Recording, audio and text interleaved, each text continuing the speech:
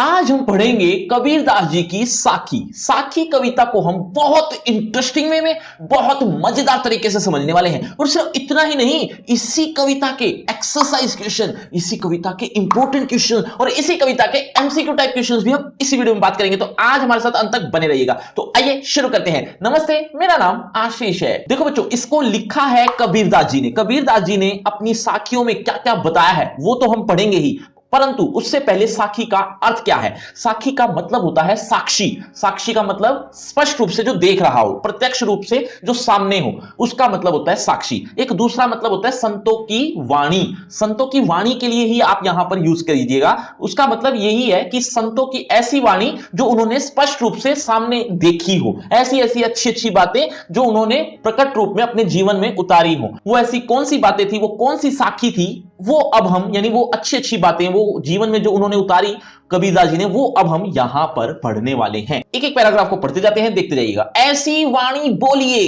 मन का आपा खोए, अपना तन शीतल करे औरन कौ सुख होए। अब इस दो पंक्तियों में क्या बता रखा है पहले आप सुन लो, ताकि जब मैं लाइन बाय लाइन एक्सप्लेनेशन करूं तो आपको थोड़ा और अच्छे से समझ में आए। देखो बच्चों, इन दो लाइन में कबीरदास जी कहते हैं कि हमें अपना अहंकार को नष्ट करके, अहंकार को खत्म करके ऐसी वाणी बोलनी चाहिए जिससे दूसरों को तो सुख मिले ही, अपने आप को भी सुख मिले। मतलब सबसे पहले तो हमें अंदर का अहंकार नष्ट करना है। अहंकार नष्ट हो जाएगा तो हम ऐसी वाणी बोल सकते हैं। कैसी वाणी? जिसको सुनकर सामने वाले तो सुखी हो ही, सामने वाले को तो अच्छा लगे, स्वयं को भी बहुत अच्छा महसूस हो।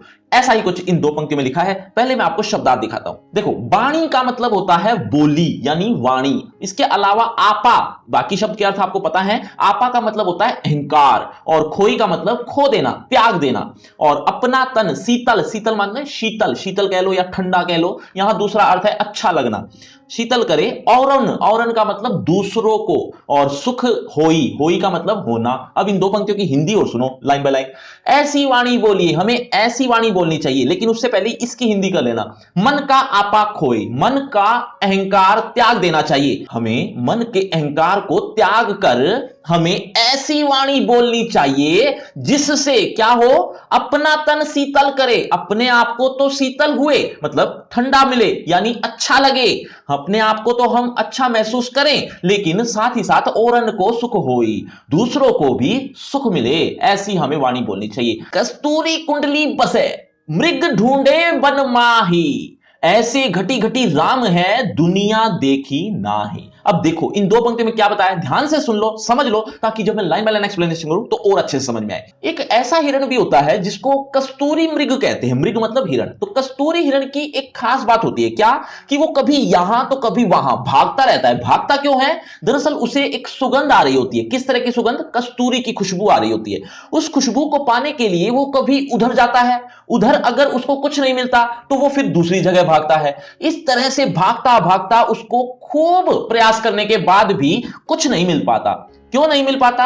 दरअसल उसको खुशबू तो आ रही होती है और सच में आ रही होती है, लेकिन उसको पता नहीं होता कि एक्चुअल में ये खुशबू है कहां। और सच बात तो ये है कि वो खुशबू, वो कस्तूरी दरअसल उसकी नाभि में ही होती है। वो इधर उधर भटकता है, उसे पता ही नहीं है कि मेरी नाभि में से ही ये खुशबू आ रही है। वो इधर उधर भागता भागता अपना जीवन व्यर्थ गवा देता है। ऐसे ही, ठीक ऐसे ही इंसान भी होते हैं जो भगवान को पाने के लिए कभी इधर तो कभी उधर, पता नहीं कहां कहां जाते हैं, कभी मंदिरों में तो कभी पहाड़ों में, पता नहीं कहां कहां ढूंढते हैं, जबकि उन्हें पता ही नहीं है, यानी इंसान को पता ही नहीं है कि भगवान तो हमें हमारे अंदर ही मिल जाएगा, बस ढूंढने की जरूरत है। तो ऐसा ही कुछ यहां पर हम पढ़ेंगे। देखिए, पहले देख लीजिए शब्दार्थ ताकि आपको और अच्छे समझ में आए। देखो, कुंडली का मतलब होता है नाभि। नाभि को इंग्लिश में बेली बटन भी कहते हैं। आगे देखिए, मृग, मृग का मतलब अभी बताया था हिरण, और वन का मतलब होता है जंगल, वन, वन या जंगल कुछ भी कह लो। माही, में यानी के अंदर में। ऐसे घटी घटी, घटी घटी का मतलब होता है कण कण में राम है दुनिया देखी नाही, दुनिया देख ही नहीं सकती। अब हिंदी देखो एक बार।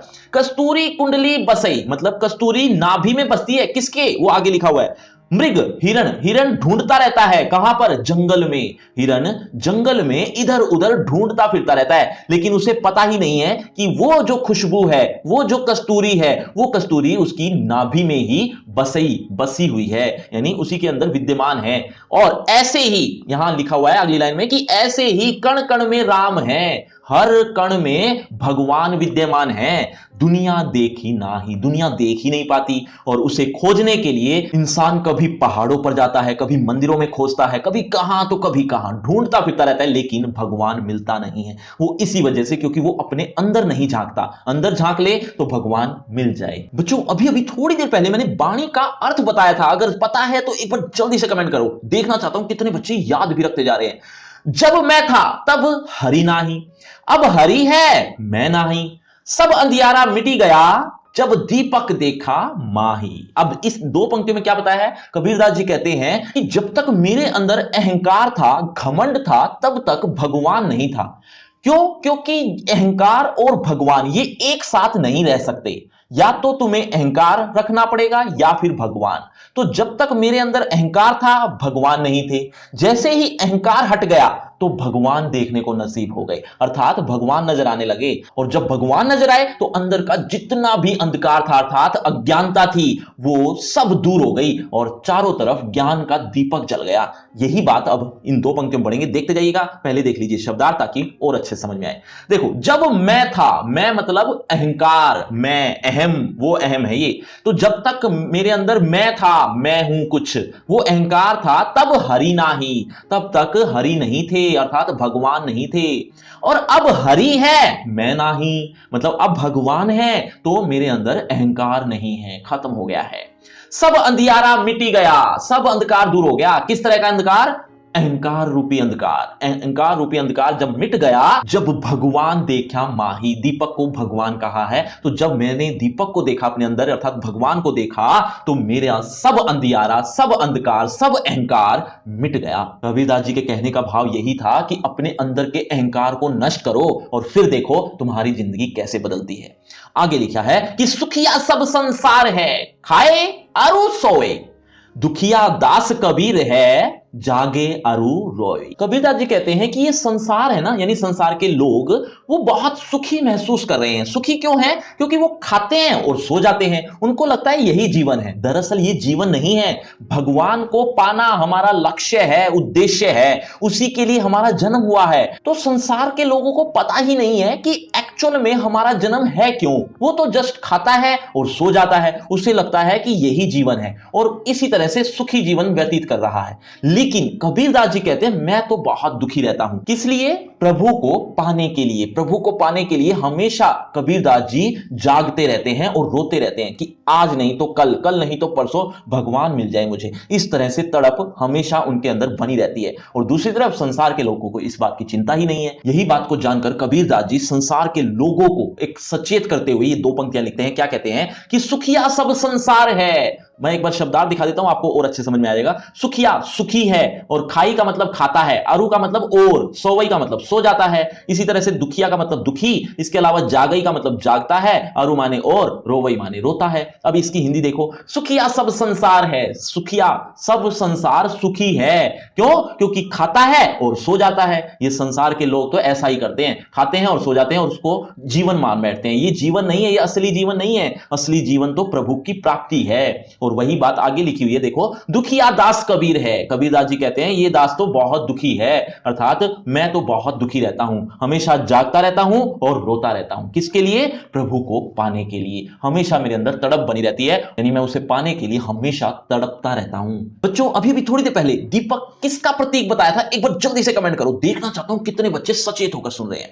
आगे देखिए, बिरहा भुभंगम तन पसई, मंत्र न लागय कोय, राम वियोगी ना जीवई, जीवई तो बोरा होई। अब इन दो पंक्तियों में क्या बताया, ध्यान से सुनो। जैसे मान लो कोई इंसान बहुत ज्यादा किसी से लगाव रखता है, बहुत ज्यादा प्रेम करता है, और उसी से ही अब बिछड़ना पड़े, बिछड़ना हो या वियोग हो जाए, बिछड़ जाए वो, तो ऐसी अवस्था में क्या होगा? दरअसल उसके ऊपर तो सांप लौटने लग जाएंगे। सांप लौटने लग जाएंगे मतलब बहुत ज्यादा दुख उसे सहन करना पड़ेगा, है ना।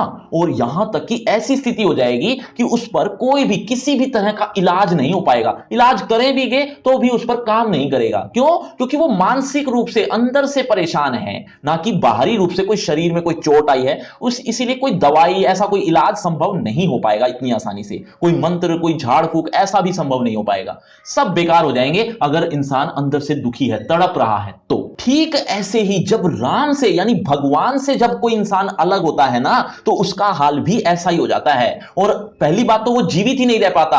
अगर भगवान से वो मिल जाए और भगवान से बिछड़ना हो जाए तो पहली बात तो वो जीवित ही नहीं रह पाएगा, लेकिन इन केस वो जीवित रह भी जाता है तो पागल सा हो जाएगा। ऐसा ही कुछ लिखा हुआ है, देखिएगा। शब्दार्थ देख लेते हैं पहले, फिर हिंदी देखेंगे।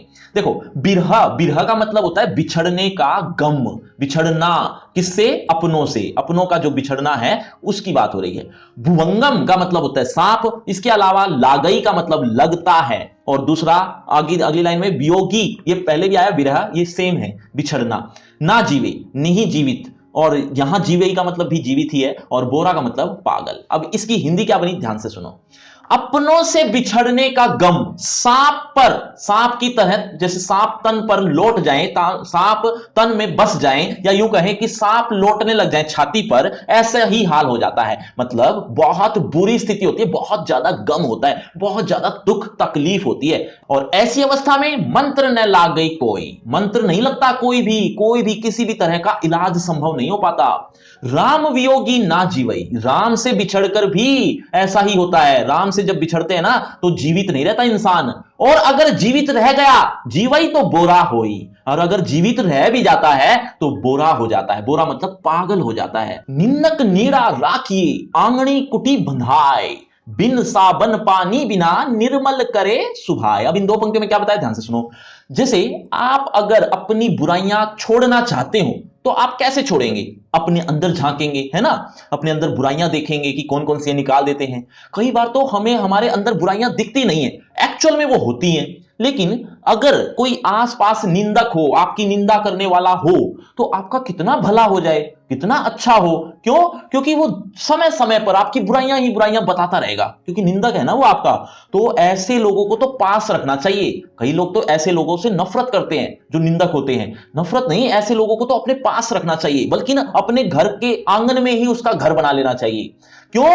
क्योंकि वो बिना साबुन और बिना पानी के आपकी इतनी बुराइयां धो देता है जिसकी कोई हद नहीं है। ऐसा ही कुछ लिखा हुआ है। कितनी मजेदार बात लिखी है कबीरदास जी ने। देखो, निंदक नेड़ा राखी, पहले मैं शब्दार्थ दिखा देता हूं ताकि और अच्छे समझ में आए। निंदक माने निंदा करने वाला, नेड़ा माने नजदीक, आंगणी माने आंगन, और कुटी माने घर, बंधाई मतलब बना लेना। ये निंदक का घर बना लेना चाहिए आंगन में, ये बताया। बिन साबन, साबुन माने साबुन और पानी माने पानी, निर्मल माने साफ, और सुभाई मतलब स्वभाव। हिंदी देखो, निंदक नेड़ा राखिए, निंदक को, निंदा करने वाले को तो नजदीक रखना चाहिए, बल्कि हो सके तो आंगन में ही उसका घर बना लेना चाहिए, उसको वहीं पर पास रखना चाहिए।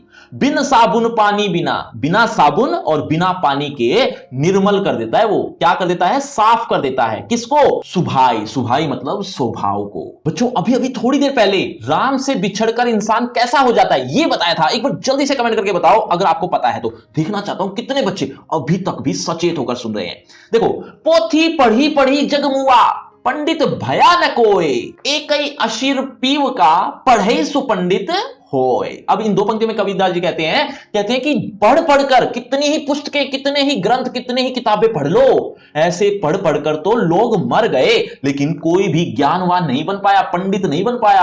अगर तुमने एक अक्षर भी भगवान का पढ़ लिया होता तो अब तक तो तुम बहुत पहले ही पंडित बन चुके होते। ऐसा ही कुछ यहां पर लिखा है, देखिए पहले शब्दार्थ। देखो, पोथी का मतलब होता है पुस्तकें या ग्रंथ मान लो, या आप किताबें कह लो, और मुवा का मतलब मर गया, और भया मतलब हो गया या हुआ। इसके अलावा अशीर का मतलब अक्षर, और पीव का मतलब होता है प्रिय। लेकिन यहां पर प्रिय कौन है? ईश्वर का प्रेम, ईश्वर भक्ति कह लो। पढ़ई सु, सु का मतलब वह। अब इन दो पंक्तियों की शब्दार्थ के साथ हिंदी देखो। देखो, पोथी पढ़ी पढ़ी, पोथी का मतलब पुस्तकें पढ़ पढ़कर, जग ये संसार, मुआ मर गया, पुस्तकें पढ़ पढ़कर ये संसार मर गया। कोई भी पंडित भया न कोई, पंडित तो आज तक कोई हुआ ही नहीं, इतना ज्ञानवान तो कोई हुआ ही नहीं पुस्तकें पढ़ पढ़कर। लेकिन एक ही अक्षर, अक्षर मतलब होता है अक्षर, एक अक्षर भी तुमने अगर पीव का पढ़ लिया होता, या पढ़ लेते, या पढ़ लो, पीव का मतलब प्रिय, यानी ईश्वर के प्रेम की बात हो रही है, कि एक अक्षर भी अगर ईश्वर के प्रेम को जान लेते तो पढ़ई सो पंडित होए, पढ़ते ही तुम पंडित हो जाते, पढ़ते ही वह पंडित हो जाता। कबीरदास जी के कहने का भाव कि ईश्वर भक्ति में भी हमारा ध्यान रहना ही चाहिए। आगे देखिए, हम घर जालिया आपना, लिया मुराड़ा हाथी, अब घर जालो ताश का जे चले हमारे साथी। अब इन दो पंक्तियों में गहरी बात कही है, ध्यान से सुनना कि कबीरदास जी कहते हैं मैंने तो अपना घर जला लिया और घर जलाकर अपने हाथ में जलती हुई लकड़ी ले ली। लकड़ी किसकी? एक तरह की मशाल कह सकते हो, मशाल तो आप जानते ही है ना, देख लो चित्र में। तो इस तरह से एक लकड़ी उठा ली या मशाल उठा ली अपने घर को जलाकर। क्यों, कैसे घर की बात हो रही है? दरअसल ये घर अंधकार है, अज्ञानता का। अज्ञानता रूपी अंधकार को मैंने जला दिया, अर्थात मेरे अंदर की मैंने सारी बुराइयां नष्ट कर दी, अंधकार अज्ञानता सब समाप्त हो गई। अब मैंने अपने हाथ में ज्ञान की मशाल जला ली है, ज्ञान की लकड़ी पकड़ रखी है। अब मैं उनका घर जलाऊंगा जो मेरे साथ आएंगे, अर्थात जो ज्ञान को पाना चाहते हैं और मेरे साथ आना चाहते हैं। अब मैं उनका घर जलाऊंगा, अर्थात अब उनका अंधकार मिटाऊंगा। और ये अंधकार ही मिटा रहे हैं एक तरह से, जैसे इन्होंने ये दो पंक्तियां लिख दी तो हमें कुछ तो ज्ञान मिलता है इन चीजों से। देखो क्या लिखा है, क्या शब्दार्थ है, देखो ध्यान से पढ़ना इसको। हम घर, घर यहां पर मोह माया रूपी घर है, अहंकार रूपी या अज्ञानता रूपी घर कह सकते हो। तो मोह माया रूपी घर को मैंने जला दिया है, खुद का, अपने घर को लिया मुराड़ा। मुराड़ा मतलब जलती हुई लकड़ी, ज्ञान की मशाल कह सकते हो इसको। ज्ञान की मशाल को मैंने अपने हाथ में उठा लिया। अब घर जला जालो ताश का, अब घर जलेगा उसका। किसका? ताश मतलब उसका। उसका किसका? जे चले हमारे साथी, जो हमारे साथ चलेंगे, जो हमारे साथ आएंगे। अब ज्ञान की मशाल उसके अंदर भी जलेगी, अर्थात मैंने अपने खुद के मोह माया रूपी घर को जला दिया है और जलती हुई लकड़ी या यूं कह लो ज्ञान रूपी मशाल को मैंने अपने हाथ में ले लिया। और अब मैं उनका घर जलाऊंगा, उनको ज्ञान बांटूंगा जो मेरे साथ आएंगे, जो मेरे साथ चलना चाहेंगे। बच्चों आपको लग रहा हो कि यह चैप्टर खत्म हो गया है? जी नहीं, अभी नहीं, बिल्कुल भी नहीं। अभी तो आपको इसी चैप्टर के इंपॉर्टेंट क्वेश्चन, एक्सरसाइज क्वेश्चन और एमसीक्यू टाइप क्वेश्चन भी पढ़ने हैं। और साथ ही साथ जो आपने मुझसे सुना वो अगर आप रिटर्न में चाहते हो, यानी इसी कविता की रिटर्न एक्सप्लेनेशन चाहते हो, तो आपको जस्ट एक काम करना होगा इन सब के लिए। ये सारी चीजें आपको एक ही लिंक पर मिलेंगी, एक ही पेज पर। वो लिंक का नाम मैंने रखा है free crash course for 10th B. इस नाम से एक लिंक मिलेगा डिस्क्रिप्शन बॉक्स में सबसे ऊपर। कुछ इस तरह से ये सारी चीजें देखने को आपको मिल जाएंगी, तो जरूर देख लेना। लेकिन उससे पहले होगा आपका इसी कविता से रिलेटेड एक छोटा सा टेस्ट। देखना चाहता हूं इस कविता को आपने कितने अच्छे से समझा। तो अगर आप इस कविता को अच्छे से समझ चुके हो तो देखें जरा किसने कितना पढ़ा। पहला प्रश्न आपकी स्क्रीन पर ये रहा, तन के शीतल होने का क्या अभिप्राय है? बच्चों हर प्रश्न के बाद आपको 5 सेकंड मिलेंगे आंसर देने के लिए। आप अपना आंसर कमेंट करते रहना, एंड में देखना चाहता हूं किसके कितने आंसर ठीक हुए। तन के शीतल होने का क्या अभिप्राय है? आपके ऑप्शन आपकी स्क्रीन पर ये रहे। ए शरीर का ठंडा होना, ऑप्शन बी मर जाना, ऑप्शन सी सुख और शांति अनुभव करना, ऑप्शन डी इनमें से कोई नहीं। बच्चों आपके 5 सेकंड शुरू होते हैं अब। 5 4 3 2 1 0। सही उत्तर है ऑप्शन सी, सुख और शांति अनुभव करना। चलिए बच्चों अगले प्रश्न की तरफ। अगला प्रश्न आपकी स्क्रीन पर, मृग वन वन क्या खोजता फिरता है? आपके ऑप्शन, ऑप्शन ए कस्तूरी, ऑप्शन बी सुगंध, ऑप्शन सी ईश्वर, ऑप्शन डी प्रेम। 5 4 3 2 1 0। सही उत्तर है ऑप्शन ए कस्तूरी। चलिए बच्चों अगले प्रश्न की तरफ। अगला प्रश्न, कुंडली किसकी प्रतीक है? बच्चों आपके ऑप्शन आपकी स्क्रीन पर, ए धन की, ऑप्शन बी मन की, ऑप्शन सी राम की, ऑप्शन डी नाभि की। ध्यान से सोचकर जवाब देना। 5 4 3 2 1 0। सही उत्तर है ऑप्शन बी मन की। चलिए बच्चों अगले प्रश्न की तरफ। अगला प्रश्न, मैं का क्या तात्पर्य है? आसान सा प्रश्न है, ऑप्शन आपकी स्क्रीन पर, ए स्वयं, ऑप्शन बी खुद, option C Kabir, option D अहंकार। 5 4 3 2 1 0। सही उत्तर है ऑप्शन डी अहंकार। तो बच्चों ये है आपका रिपोर्ट कार्ड, ध्यान से देख लीजिए, पढ़ लीजिए। और हां आपके टोटल मार्क्स कितने हैं ये कमेंट करना मत भूलना। और आपकी क्लास से रिलेटेड एक फ्री क्रैश कोर्स आ गया जो कि बिल्कुल फ्री है, लिंक आपको डिस्क्रिप्शन बॉक्स में सबसे ऊपर मिल जाएगा। इसमें आपको अदर चैप्टर भी देखने को मिलेंगे। और अगर आपको मुझसे बातचीत करनी है तो सभी सोशल मीडिया के लिंक डिस्क्रिप्शन बॉक्स में है, आ जाइए बातचीत करते हैं। शुक्रिया, धन्यवाद।